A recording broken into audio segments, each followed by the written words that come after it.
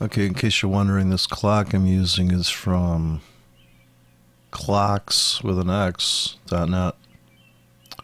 It's a free clock, and I'm just using it to get an analog clock because I have a digital clock here. It just pisses me off every time I look at it.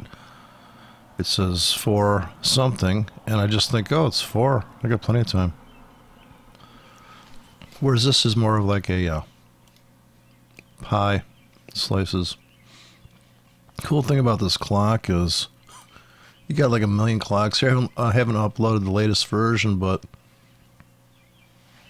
you can just scroll through all the different versions here. And here's a monster clock. That's high res. Now you might have to zoom that out. But that's a lot of fun if you get bored. So this is the weekly charts, and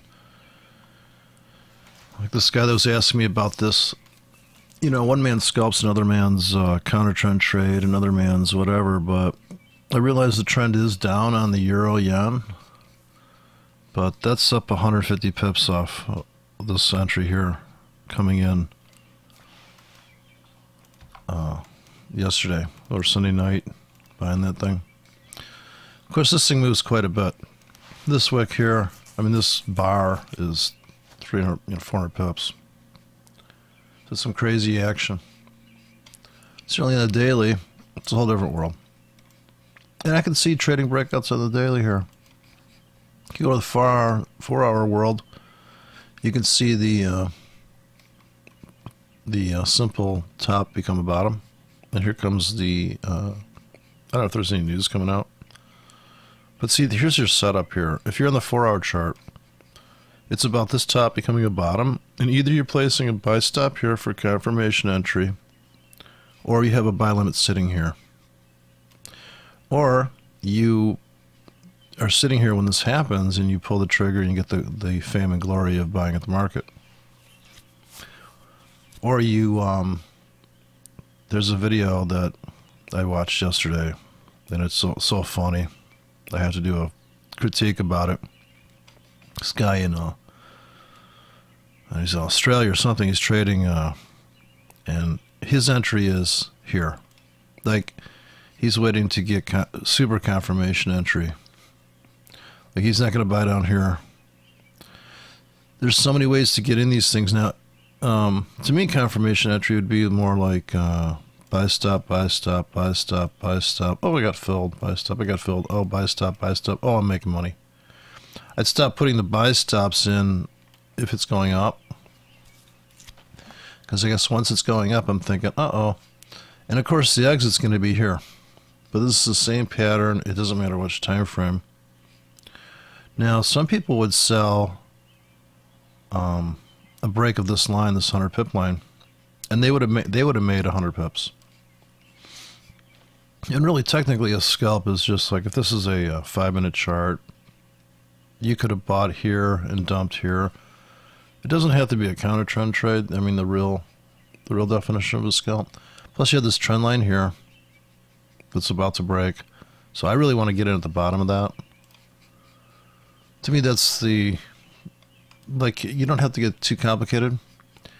It can be as simple as this trend line you're waiting to break, and you could also double click that, hold down the control key, copy over, and see it's failing to make, but you would have got filled on the channel here too. So this is my counterintuitive counter trend entry, and had you held through that with a stop, you'd be up, you know, still on that trade there. So along this way, there's many places to get in. On something like this big run up, there's probably some reason why I crapped out here, and it's because this top.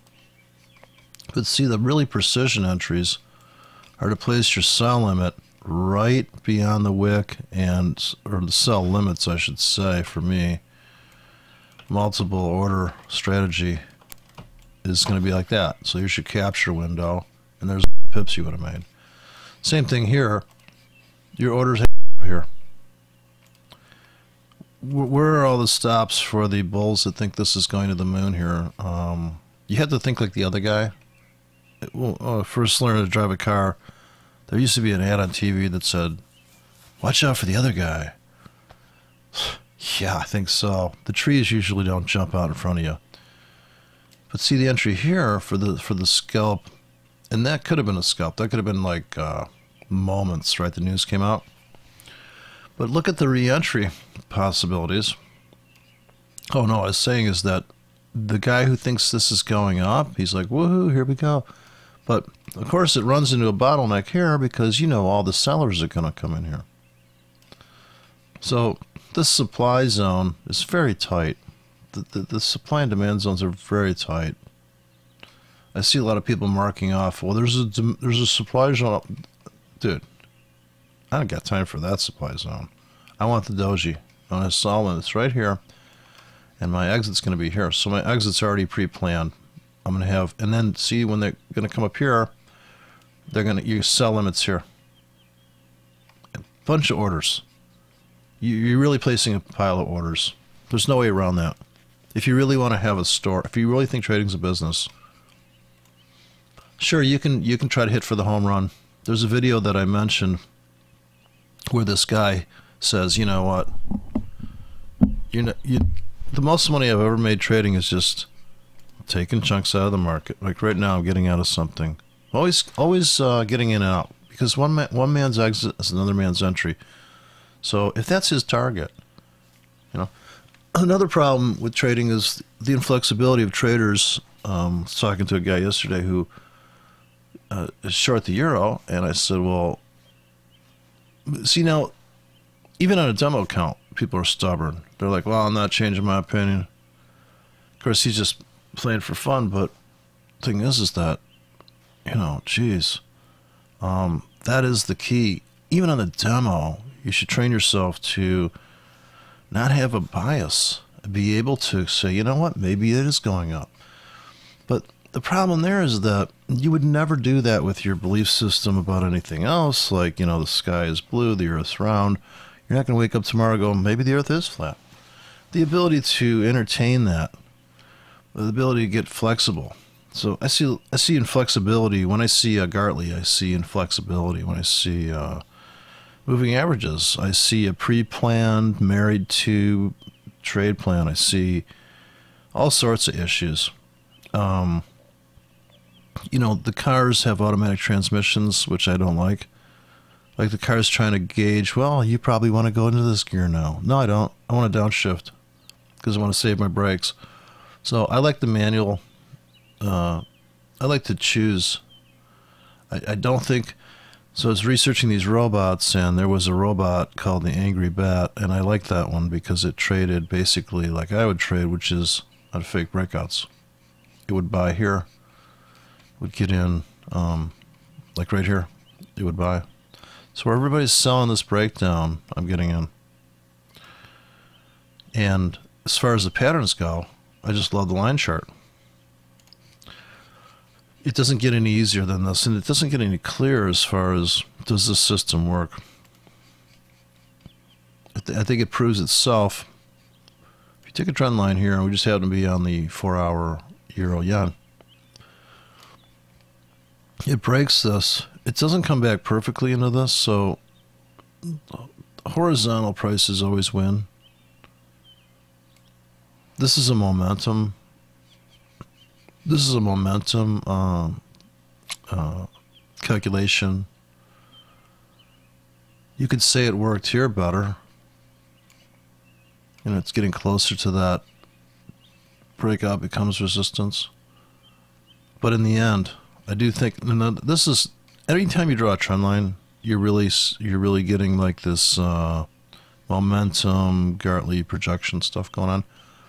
But I think if you just stick to the horizontal lines, you can see that's all it's about. And that's the sad fact about these markets, is it's all about price. Because the price matters. So this support here, where it turned on a dime, it's a big deal. and where the orders, where the market keeps probing into this level here. So we're right at the thing now. The obvious next trade here is going to be to place a buy limit. This is a short-term thing, a buy limit here.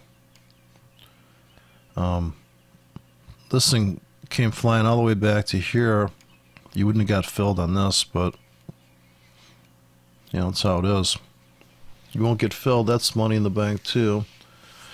Here you kind of got filled on this come back center. So let's just go around the charts here. I'm on the weekly.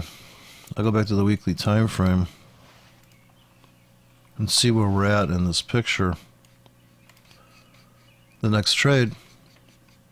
Of course, I do think this is eventually going to go up in the long run. This is the next trend line to break on this. And how long can this channel go down? So really getting sure it's in a downtrend, but so this could weasel its way up. And of course the big target, if you were on the weeklies, is going to be where this double bottom became a double top on the weekly. That's a big deal, just price wise. I'm only putting the trend in there for the momentum. So there's momentum and there's price. There's not too much else going on there. And here is the sell limits. Now, you could sell here for a scalp off of this, or for just a short-term trade, maybe call it. This is where the people that bought here are going to exit, and the people that bought here are going to get the fuck out because they've taken this much punishment. So people that trade without stops, hedge funds that trade without stops, where they literally put a hedge on there, they're going to get out here. So you could have, if you were long this thing, you could still be holding, but you know where the exit door is at. It's either going to be here or here. And if it goes rocketing through for some reason, there's nothing you can do about that. You can't say, well, I should have stayed in. Well, what if you took off 20% of your position here and let us ride up until they did hit this wick? Now look at this window. This is right at the 100-yard line. Look at that window for the sell down, for the trap. So you have to see the irrational exuberance as you come climaxing into this. If you do want to get short, same thing on this downside. As we come screaming down at some point, and that's the entrance here, and this is the exit here. And maybe it comes back to here and you get in again. Who knows? It's constantly doing this same thing over and over again. It should be no surprise. This goes on and on. And once again, British pound. This thing's gearing up for a big move. Now, we've already gone up this week. We've retested this. We haven't taken out this low. You could have got back in this. This is another thing that's kind of hard to believe, is that you can marry your ex-wife many times over and dump her many times over. Which is the beauty of Forex. Do you know how much court fees and attorney fees this would be? But in Forex, it's just the spread and the stop. Much better. Much better than being... If you think trading's tough, try being married. So, this is... this thing's going up. It's going to be a heartbreaker for the bears.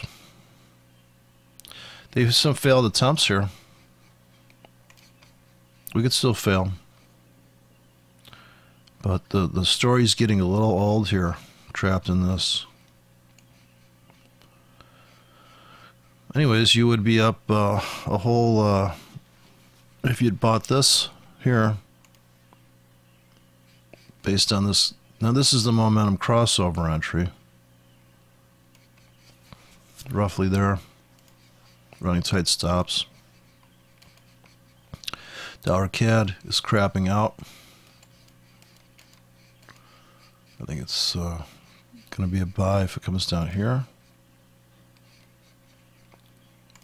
Let's see, I got buy orders in here from earlier. So my buy limits never got filled. But yeah, it's just about placing orders. And that's the boring part, and that's the tedious part. But look at this. This is kind of a nice momentum inflection point. Double bottom becomes a top. Definitely coming up into this. And you really want to get in on the very wick, the very edge of this thing. And have your orders up there where everybody's just scared out of their mind. Like right now, the buy limits would be for the trap. They're going to try to trap people here, so you would be taking small profits off of to here. But the trend line, momentum trend line coming down to buy, the nice thing about closing prices is there's only a few places to attach your so it's hard to really get carried away. This looks like it's not. I mean, I would not wait for this entry to buy here for a bounce, because I'm just not going to wait that long. I would go to the smaller time frame for a something. I just want to make money every day. That's all. That's what I'm trying to say, is I just want to make money every day. So here's a good place to get in on this top for a bounce, the first bounce. Here was the double top that was supposed to become a bottom. Didn't work out. People bailed. Everybody walked away from that party. So we got here the yen. Definitely going to be buyers coming in at that top, and they just about hit it there. They hit it here, and it's probably going to be choppy. It could still keep tanking. It could still keep going up. It's just, how do you get in, where do you get in, and what's your time frame? Here's 4 hours. See all the 4 hour. Here's the support became resistance on the 4 hour. Everybody was counting on that. If your pendings were sitting here, you got picked up on that limit, and kablamo. Here you see the trap here, where they just went like 1 pip lower there. There's your buy.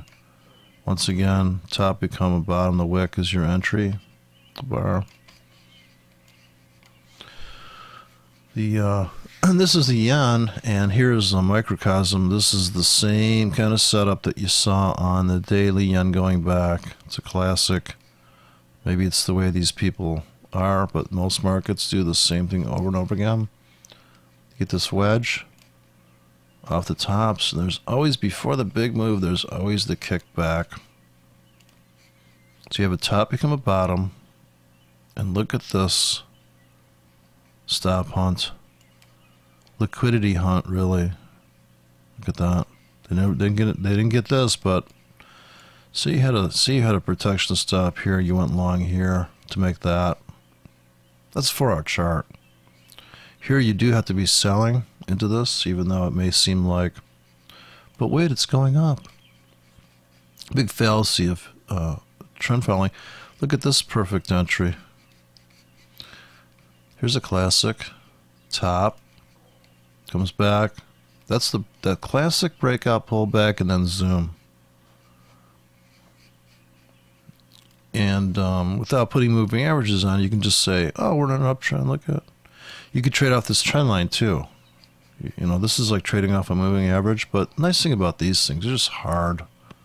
They're hard. They're sharp. No wishy-washy. I'm not really into like sleeping on a waterbed, unless it's got so many dampenings. You know, it's like a waterbed. Moving averages is like sleeping on a waterbed. You can make all sorts of crazy patterns in here, but I think we know where the sellers are, or the target for the buyers. They want to get out here. This is also the nearly the apex of this area. It's nothing fancy. There was a support that was supposed to be support. No, didn't work out. Okay, this is the Australian. Here's New Zealand. So New Zealand got this nice setup going. We bounced off of that. You're up. Sellers are probably going to come in, so your sell limits are going to go right here for the short-term irrational exuberance. Long-term target's going to be this price time floor, and the let's see here, the trend line on this is something like that. But this is a very choppy market.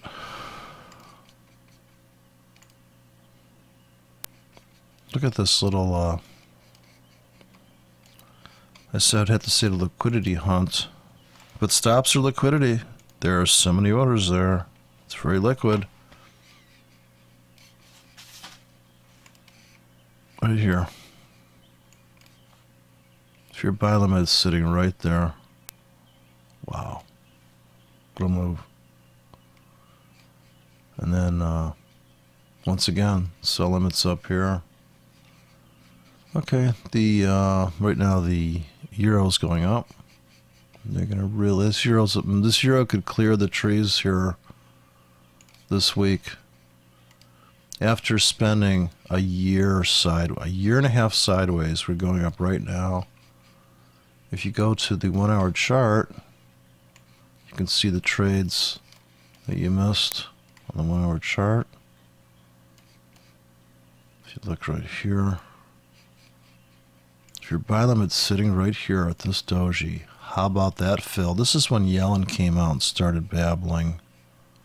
It's some tea time party. It's some schmooze. Some kind of socialist schmooze party. Of course you're living in a world of parasites, but we've always been living in a world of parasites. Here is the, since the beginning of time, you've got losers. Here's a perfect inflection on the clock. Double top becomes a bottom. Boom. But look at this backlash. See, if you don't trade with stops, it looks wonderful. But what if you had a stop in there? That's what it always comes down to. If you had a trailing stop in here, you're like, damn it, and I knew it was going up, right? And right now, you maybe wiped out the account, or you're lost. You know, you got an owie on your account, and you're afraid to go forward. And now you're like, man, what a scam this Forex thing is. But seriously, it's been accumulation this whole time.